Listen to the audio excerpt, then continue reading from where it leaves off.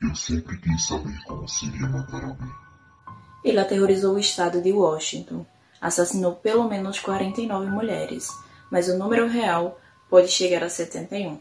Se for verdade, isso faria dele um dos serial killers mais prolíferos da história americana e um dos mais brutais. Vem ver comigo a história do assassino de Green River.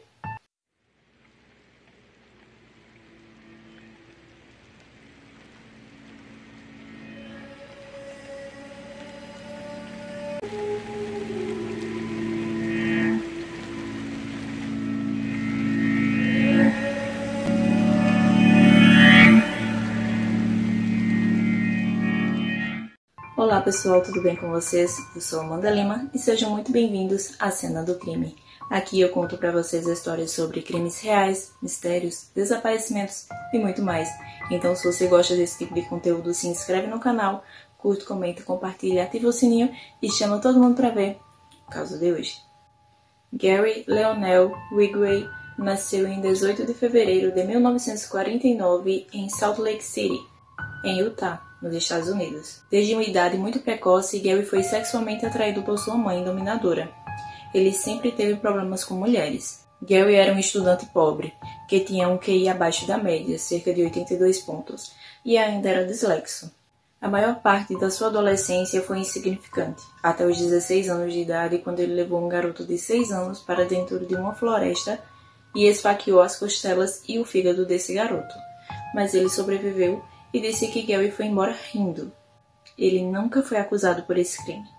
Gary serviu ao exército americano. Ele foi enviado ao Vietnã depois do ensino médio, que concluiu aos 20 anos, e quando ele voltou, conseguiu um emprego pintando caminhões, que o manteve por 30 anos. Embora ele tenha se casado 3 vezes e fosse um religioso fanático, Gary era um cliente frequente de prostitutas.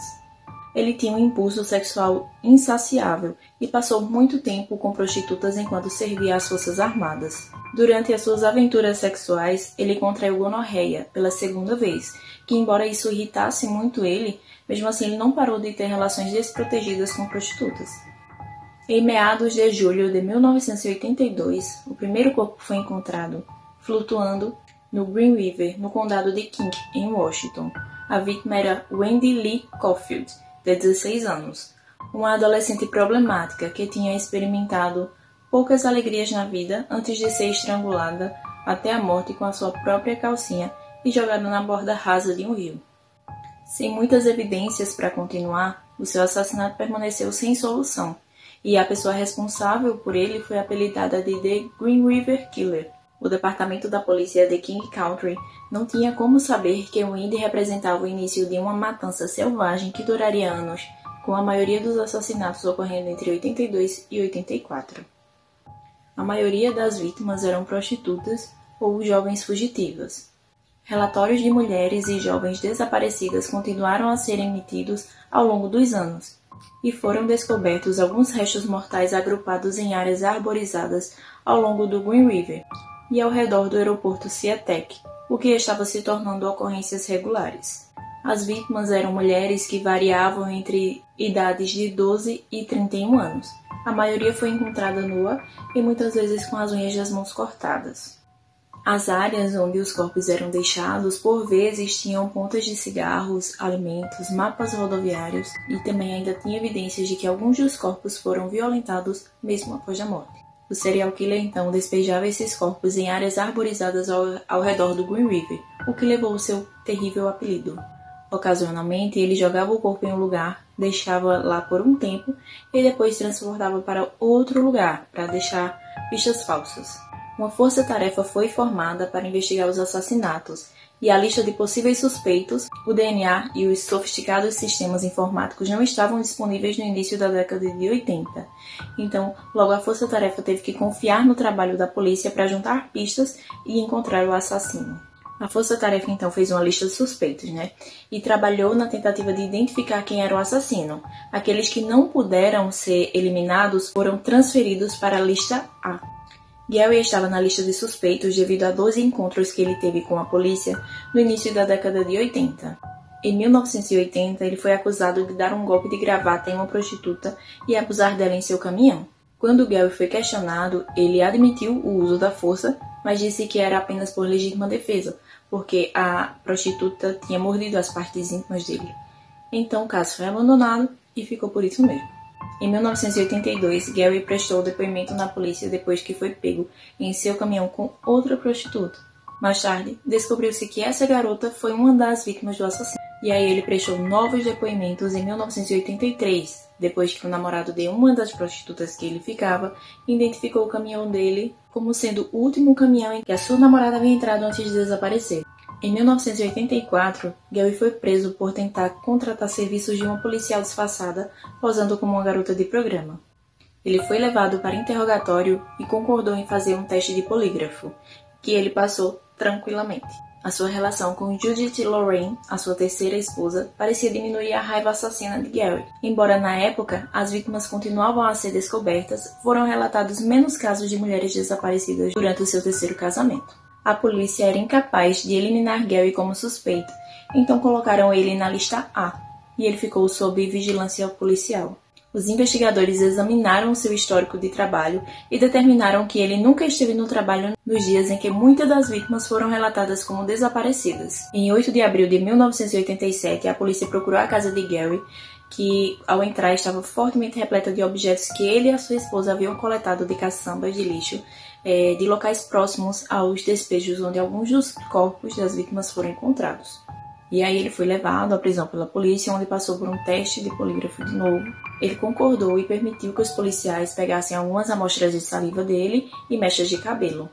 E assim ele foi liberado de novo por falta de provas. Acreditando que ele havia mais uma vez enganado os investigadores, a confiança de Gary estava lá no topo, então ele voltou a matar. Em dezembro de 1983, o serial killer Ted Bundy, que estava no corredor da morte, se ofereceu para ajudar a força-tarefa a encontrar o assassino de Green River. Os principais detetives encontraram-se com Ted, que deu uma visão da mente de um assassino em série. Ele disse que o assassino provavelmente conhecia algumas das suas vítimas. Ele também disse que mais vítimas provavelmente eram enterradas nas áreas de despejo onde as outras vítimas foram encontradas. Ted também colocou muito significado nas diferentes áreas em que os corpos foram deixados, sugerindo que cada local estava mais próximo da casa do assassino. Embora os investigadores achassem as informações que Ted forneceu interessantes, não foram suficientes para pegar o assassino.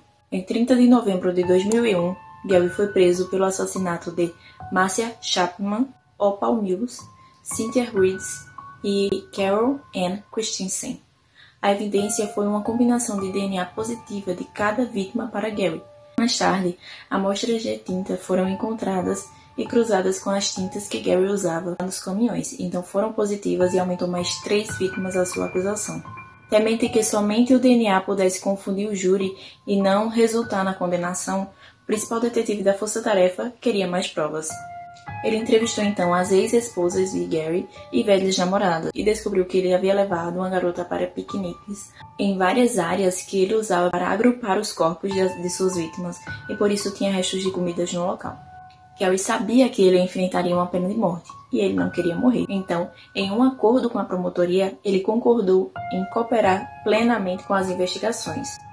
Sobre os demais assassinatos de Green River, durante meses, os detetives entrevistaram metodicamente Gary, obtendo detalhes de cada um dos assassinatos cometidos. Ele os levou para locais onde ele havia deixado vários corpos e falou também como assassinou cada uma dessas vítimas. O método preferido de Gary era o estrangulamento.